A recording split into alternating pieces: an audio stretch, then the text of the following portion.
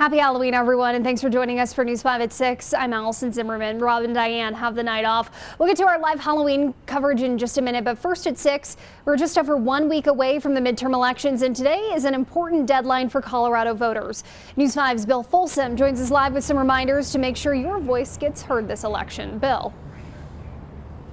Yeah, Allison, the option of mailing in your ballot, it expired this evening when post offices closed. So now to make sure your vote gets counted, you either need to find a polling place or find one of the many drop boxes that are across southern Colorado. Like drop box, in-person voting, and mail, ballots are coming back to election offices. So far, we have about 21% have been returned. Busier by the day is the expectation at drop boxes, up each day until the polls close on election day. To being at 60% by election night. No, it's now too late to drop it in the mail. Every vote matters, but if it arrives too late, it won't be counted. Thinking I can slip that in after today and get it to us in time starts the law of averages start to work against you. So don't take the chance. Come and drop off that ballot in person. It's because mail now goes to Denver for processing and may not make it back in time to qualify for counting.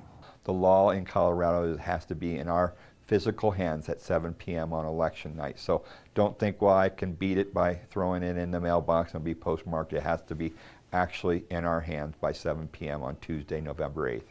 As ballots come in, signatures are verified and the ballots processed. Totals are only allowed after polls close election night. Getting ballots into the counting machine in advance does make for faster results when polls close. We get results out earlier if people return that ballot this week.